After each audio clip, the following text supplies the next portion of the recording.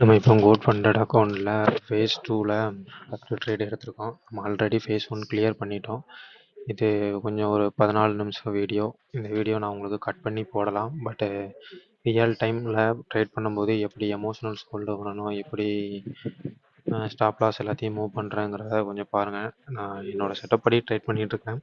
இது உங்களுக்கு ஏதாவது யூஸ் ஆகும்னு நினைக்கிறேன். கண்டிப்பாக ஃபுல்லாக பாருங்கள்.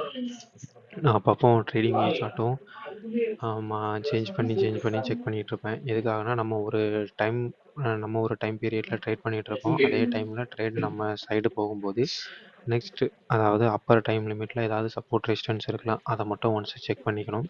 நான் இப்போ இது அப் ட்ரெண்டில் போகும்னு சொல்லிட்டு கரெக்டாக எக்ஸாக்டாக ஒரு பாயிண்டில் எடுத்திருக்கேன். லைட்டாக பாருங்கள். இந்த மூவ் ஆகுதுங்களா? மூவ் ஆகுது.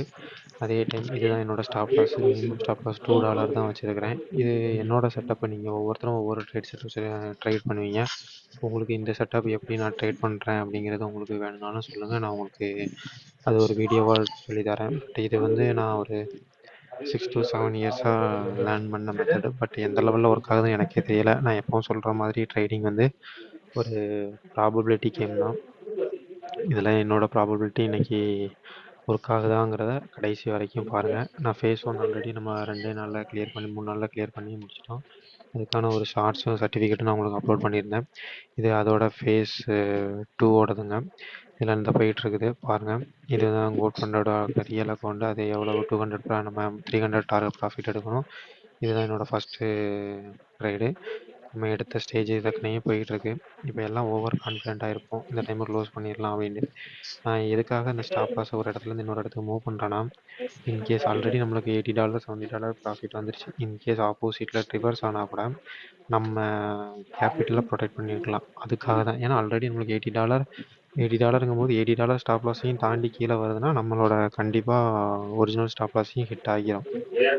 இதனால தான் நான் ஓரளவு நம்ம டைரெக்ஷனில் ஒரு 50% ரீச் ஆனதுக்கப்புறமே நான் என்னோடய ஸ்டாப் லாஸை நம்ம ஆர்டர் ப்ளேஸ் பண்ண பிரேக் ஈவன் பாயிண்ட்டுக்கு கொண்டு வந்துடுவேன். எதுவும் அதே மாதிரி இந்த இடத்துல பார்த்தீங்கன்னா ரிவர்ஸ் ஆகுது. பட் நான் க்ளோஸ் பண்ணலை. இதுதான் எமோஷ்னல் கண்ட்ரோல். இது நம்ம ஸ்டார்டிங் டைம்ஸில் நான் பண்ணும்போது எப்படின்னா, நம்ம எடுத்த டைரெக்ஷனில் போயிட்டே இருக்கோம். போயிட்டே இருந்து ஒன்ஸ் ஒரு ஆப்போசிட் டைரெக்ஷனில் வந்த உடனே நம்ம டக்குன்னு நான் ஆல்ரெடி உடனே க்ளோஸ் பண்ணிடுவேன். பட் இப்போ நாட்கள் ஆக ஆக என்னென்னா, இதெல்லாம் கொஞ்சம் வெயிட் பண்ணலாம் அப்படிங்கிற மாதிரி தோணுது. என்னென்னா, இதோட ஹையர் ஃப்ரேம்ஸில் நம்ம செக் பண்ணி பார்க்குறோம் பார்த்தீங்களா, அந்த இடத்துல ஒரு ரிவர்ஸ் ஆகிறதுக்கு வாய்ப்பு இருக்கும். அந்த மாதிரி யூஸ் பண்ணி செக் பண்ணிகிட்ருக்கேன். நம்ம இது 1 மினிட் சார்ட்டில் அதில் ஒரு ரெட் கலர் லைன் தெரியுது பாருங்கள், அதான் க்ளவுடுன்னு சொல்லுவாங்க. அந்த க்ளவுடை பிரேக் பண்ணிட்டுனா நம்மளுக்கு சரியான இப்போ இந்த ரவுண்டு எதுக்கு காமிக்கிறேன்னா, அந்த இடத்துல அவ்வளோ பெரிய கேப் இருக்குது. என்னோடய செட்டப் படி அந்த கேப்பை ஃபில் பண்ணணும். அந்த ஃபில் பண்ணுறதுக்காகவாவது நம்மளோட பாசிட்டிவ் சைட் டைரெக்ஷனில் போய் ஆகணும். அந்த மெத்தடில் தான் நான் வெயிட் பண்ணிகிட்ருக்கிறேன். இப்போ பார்த்தீங்கன்னா, இன்கேஸ் அந்த ரெட் கலர் க்ளவுடை பிரேக் பண்ணிருச்சுன்னா அதோட அப் மூவ்மெண்ட் உங்களுக்கு வேறு லெவலில் இருக்கும்னு நினைக்கிறேன். பார்க்கலாம். இப்போ பாருங்கள். வெயிட் பண்ணுறோம். கண்டினியூஸாக கமெண்ட்ரி கொடுக்குறதுக்கும் எனக்கு அந்த லெவலுக்கு வாய் திறமெல்லாம் பத்தாதுங்க. ஏதோ எனக்கு தெரிஞ்சதை அப்லோட் பண்ணிகிட்ருக்கேன் என்னோடய செல்ஃப் சாட்டிஸ்ஃபிகேஷனுக்காக. மற்றபடி யூடியூப்பில் அப்லோட் பண்ணணும், இதை காமிக்கணும் அப்படின்லாம் இல்லை. இன்னொரு இதுக்காக நான் இதை அப்லோட் பண்ணுறேன்னா, இதை நான் ஒரு வீடியோவாக அப்லோட் பண்ணும்போது, சீரியஸாக அப்லோட் பண்ணும்போது எனக்கு ஒரு செல்ஃப் கண்ட்ரோல் இருக்கும். அதுக்காக தான் நான் நிறைய அக்கௌண்ட்டை ப்ரீச் பண்ணியிருக்கிறேன். எதனாலன்னா, என்ன ஒருத்தர் வாட்ச் பண்ணல அப்படிங்கும்போது நான் எனக்கு நானே சமாதானம் பண்ணிக்கிட்டு நிறைய அக்கௌண்ட்டு ட்ரேட் பண்ணுவேன். அப்படிங்கிறதுனால அதுக்காக தான் என்னோடய செல்ஃப் இன்ட்ரெஸ்ட்டுக்காக மட்டும்தான் நான் அப்லோட் பண்ணுறேன். இதில் உங்களுக்கு ஏதாவது யூஸ்ஃபுல்லான கண்டென்ட் இருக்கும் அப்படின்னு நினச்சிங்கன்னா பாருங்கள். பிடிச்சிருந்துச்சின்னா மறக்காமல் கொஞ்சம் சப்ஸ்கிரைப் பண்ணிவிட்டு போங்க. ஏதாவது உங்களோட ட்ரேடு ஃப்ரெண்ட்ஸுக்கு இச்சிமோக்கு ட்ரேடிங் சிஸ்டம் யூஸ் பண்ணுறாங்கன்னா அவங்களுக்கு ஷேர் பண்ணுங்கள். அவங்களோட நாலேஜ் எனக்கு யூஸ் ஆகும். அதே மாதிரி நீங்கள் யாராவது இச்சிமோக்கு யூஸ் பண்ணுறீங்கனாலும் என்னை டெலிகிராமில் ஜாயின் பண்ணி காண்டாக்ட் பண்ணுங்கள். நம்ம எல்லோரும் சேர்ந்தே ட்ரேட் பண்ணலாம். பாருங்க, பிரேக் ஆக போகுது. இன்கேஸ் பிரேக் ஆகிடுச்சுன்னா நம்மளுக்கு ஒரு நல்ல ப்ராஃபிட் கிடைக்கும். என்றைக்குமே கீழே ப்ராஃபிட் அண்ட் லாஸ் ஓடிட்டுருக்குது நம்மளுக்கு கண்ணு பார்த்துட்டே தான் இருக்கும்.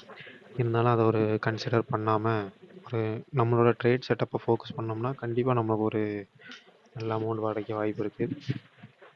பாருங்கள், இதுதான் ஃபஸ்ட்டு ட்ரேடு. நான் ஃபஸ்ட்டு ட்ரேட்லேயே இவ்வளவு ரிஸ்க் எடுக்கலாங்கிறது நல்லதான்னு தெரில. ஏன்னா ஆல்ரெடி $86 1.5% நம்மளுக்கு ரிட்டர்ன்ஸ் வந்துருச்சு. இதோட ஹோல்ட் பண்ணலாம். நம்மளுக்கு வெறும் 6% தான் வின் பண்ணணும்.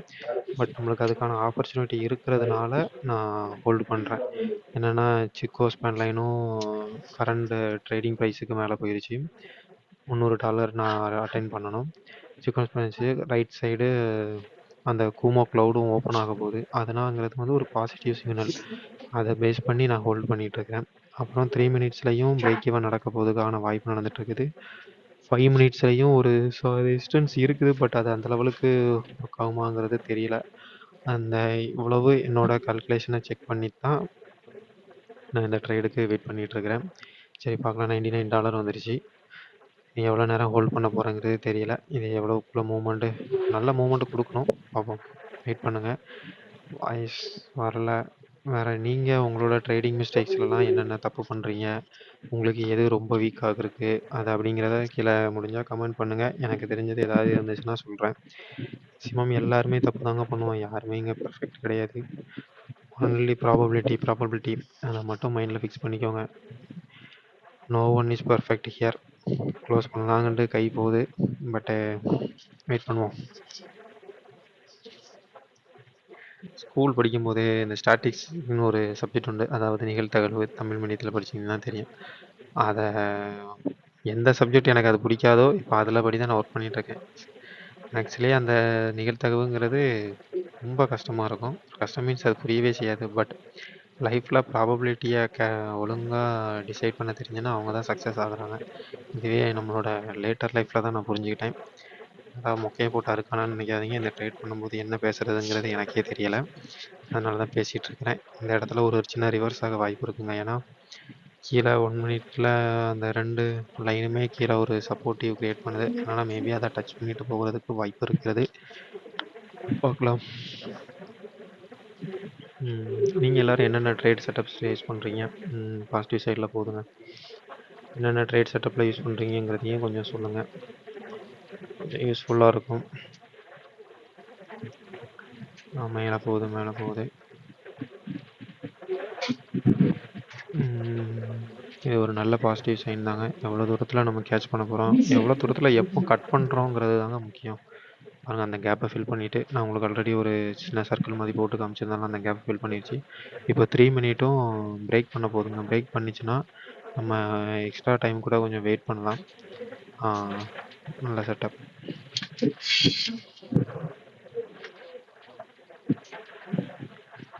த்ரீ மினிட்டை பிரேக் பண்ணி 5 மினிட்ஸ் சப்போர்ட்டை மேலே க்ளோஸ் பண்ணிடுச்சுன்னு வச்சுக்கோங்களேன். எக்ஸ்ட்ரா ஒரு 1 மினிட்டோ 2 மினிட்டோ வெயிட் பண்ணோன்னா ஒரு சின்ன மூவ்மெண்ட் கிடைக்கும். அந்த மூவ்மெண்ட்டில் நம்ம க்ளோஸ் பண்ணிவிட்டு டக்குன்னு வெளியே வந்துடலாம்.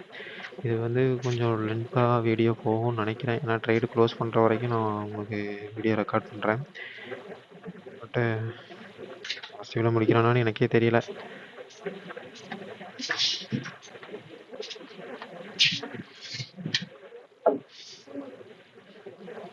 ம் 15 மினிட்ஸில் பார்த்தீங்கன்னா மேலே போயிடுச்சு.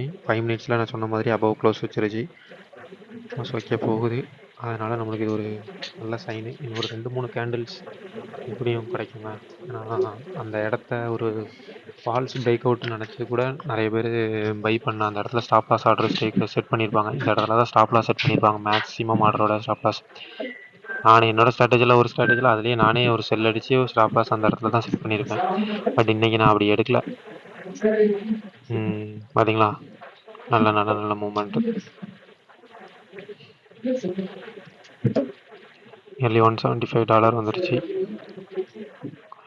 இதுவே நியர்லி 3%. இந்த இடத்துலையே ஒரு நல்ல ட்ரேடர்னால் க்ளோஸ் பண்ணிடணும். பட் நான் நல்ல ட்ரேடர் இல்லை. நான் ஒரு பட் ரிவர்ஸ் ஆயிடுச்சு. பார்த்தீங்களா, இந்த இடத்துல யாராக இருந்தாலும் க்ளோஸ் பண்ணிடுவாங்க. பட் நான் வெயிட் பண்ணுறேன். எதுக்காகனா சின்ன சைக்காலஜி மெண்டல்னு சொல்லலாம். பட் சேம் டைம் ஒரு எனக்கு என்னோட 3 மினிட்ஸ் பிரேக் அவுட் நடந்துருச்சுன்னா இன்னொரு குயிக் ரெஸ்பான்ஸ் கிடைக்கும். அந்த ரெட் கேண்டில் வந்து அந்த சிவப்பு கலர் லைனை டச் பண்ணிவிட்டு ரிட்டர்ன் போகிறதுக்கு வாய்ப்பு இருக்குது. அதனால் நான் வெயிட் பண்ணுறேன். இன்கேஸ் அதையும் பிரேக் பண்ணிடுச்சுன்னா மேபி ஒரு $50 நம்ம க்ளோஸ் பண்ணிவிட்டு வெளியே வந்துடலாம். இது நான் ஃபர்ஸ்ட்டே வீடியோ ரெக்கார்ட் பண்ணி வச்சுட்டேன். அந்த டைமில் ஒர்க்கிங் டைம், அதனால் நான் வாய்ஸ் ஓவர் கொடுக்க முடியல. நான் இதுக்கப்புறம் தான் வாய்ஸ் ஓவர் கொடுக்குறேன். எதுக்காக லைவாக ட்ரேட் பண்ணுற மாதிரி அவங்களுக்கு வாய்ஸ் ஓவர் கொடுக்குறேன்னா, அப்புறம் அவங்களுக்கு ஒரு ரியல் எக்ஸ்பீரியன்ஸ் கிடைக்கும் அப்படிங்கிறதுக்காக தான். பட் ஏமாத்துறதுக்காகலாம் ஒன்றும் இல்லை. நான் பேசுகிறத வச்சு கண்டுபிடிச்சிடலாம் ரியலா இல்லைனா ஆஃப்டர் வாய்ஸ் ஓவர் கொடுக்கணுங்கிறத. பாருங்க, இதுதாங்க அந்த கலர் லைனை டச் பண்ணிவிட்டு ரிட்டன் அப்படியே போகணுங்க. இதுதான் நம்மளோட ட்ரேட் செட்டப்பு. இந்த இடத்துல ரிவர்ஸ் ஆகணும். ரிவர்ஸ் ஆகும், ஆல்ரெடி நான் பார்த்துட்டேன். பட் உங்களுக்காக லைவ் கமெண்ட் கொடுத்துட்ருக்குறேன் பாருங்க. இந்த இடத்துல நம்ம ஸ்டாப் லாஸ் டார்கெட்டை மூவ் பண்ணுறோம். எதுக்காகனா ஸ்டாப் லாஸை மூவ் பண்ணுறோம் எதுக்காகனா நம்மளோட சப்போர்ட் ரெசிஸ்டன்ஸ் வந்து நம்ம லைனை விட மேலே போயிருச்சு ஆல்ரெடி. இன் கேஸ் ரிவர்ஸ் ஆச்சு, ஏதோ நியூஸ்னாலே ஏதோ ரிவர்ஸ் ஆச்சுன்னா கூட 1% ப்ராஃபிட்டில் நம்ம க்ளோஸ் பண்ணிக்கலாம். நெக்ஸ்ட் ட்ரேடுக்கு அந்த அமௌண்ட் யூஸ் ஆகும், ஃப்ரஸ்ட்ரேஷன் ஆக மாட்டோம். அதுக்காக இன்கேஸ் நம்ம டைரெக்ஷன்லேயே போச்சுன்னா நம்ம அதோட ஒரு நல்ல கேட்ச் மூவ் பண்ணிக்கலாம். அதுக்காக நம்ம வெயிட் பண்ணுறோம், அவ்வளோதான்.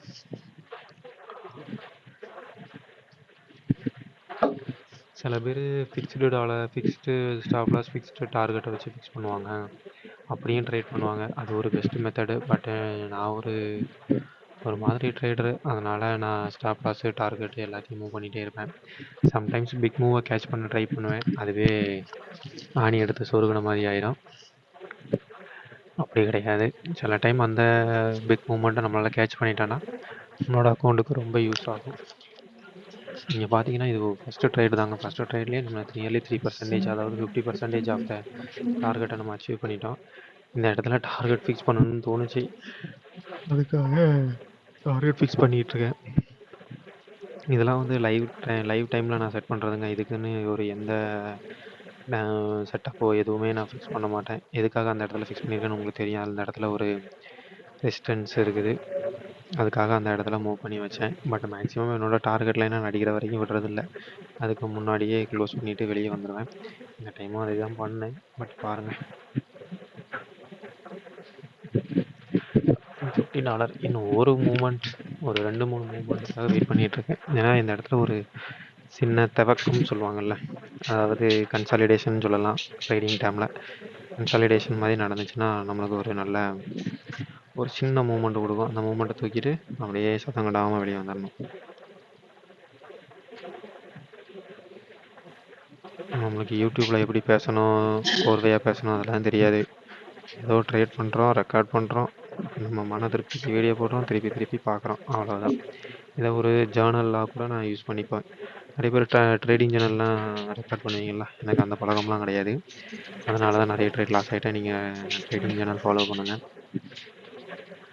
பார்த்தீங்கன்னா 5 மினிட்ஸ் 15 மினிட்ஸ் எல்லாத்தையும் க்ளோஸ் பண்ணி மேலே போயிட்டுருக்கு. என்னோடய 3 மினிட்டையும் பிரேக் க்ளோஸ் பண்ணும்போது நான் மேக்ஸிமம் 3 மினிட்டையும் 1 மினிட்டையும் வச்சு தாங்க ட்ரேட் பண்ணுவேன். 5 மினிட் 15 மினிட் எதுக்கு யூஸ் பண்ணுவேன்னா, அதுக்கு மேலே ஏதாவது சப்போர்ட் ரெசிஸ்டன்ஸ் இருக்குதா, அந்த இடத்துல டச் பண்ணிவிட்டு எதுவும் ரிவர்ஸ் ஆக வாய்ப்பு இருக்கா, அதுக்காக தான் பார்ப்பேன். என்னோடய என்ட்ரி எல்லாமே 1 மினிட் 3 மினிட் பேஸ் பண்ணி தான் இருக்கும். மேக்ஸிமம் என்னால் $10 மேலே கேட்ச் பண்ண முடியாது. $5 என்னால் கேட்ச் பண்ணாலே அது பெரிய அமௌண்ட் எனக்கு. நிறைய பேர் $15 என்னோடய தம்பியெல்லாம் ட்ரேட் பண்ணிகிட்ருக்கான். அவங்கெல்லாம் ப்ரொஃபஷ்னல் ட்ரேடர்ஸ். நம்மளாம் வந்து லைக் கேம்லர்ஸ் மாதிரி தான். அவங்கெல்லாம் 1:1 ஒரு 1:3ன்னு ஃபிக்ஸ் பண்ணாங்கன்னா 1 டார்கெட்டு இல்லைனா ஸ்டாப் லாஸ் அந்த மாதிரி தான் ட்ரேட் பண்ணுவாங்க. நம்ம அப்படி கிடையாது. ட்ரேடுக்கு தக்கன மாற்றிட்டே இருப்போம். எது பெஸ்ட்டுன்னு தெரியல, எல்லாருமே பெஸ்ட்டு தான். ஒவ்வொருத்தரும் ஒவ்வொரு இதை செட்டாக ஃபாலோ பண்ணுவாங்க. உங்களுக்கு எது சூட் ஆகுதோ அதை ஃபிக்ஸ் பண்ணிக்கோங்க. $180 வந்துருச்சு. இந்த இடத்துல அப்படி ரொம்ப ஸ்ட்ரகிள் ஆகிட்டு இருக்குது. பார்த்தீங்களா, அந்த க்ளவுட் இருக்குது பார்த்தீங்களா, அது க்ளவுடுங்கிறது வந்து சரியான சப்போர்ட் ரெசிஸ்டன்ஸாக இருக்குங்க. அந்த இடத்துல நம்ம ஏதாவது ஒரு மைண்டு வேண்டான்னு தோணுச்சுன்னா உடனே க்ளோஸ் பண்ணிடணும்.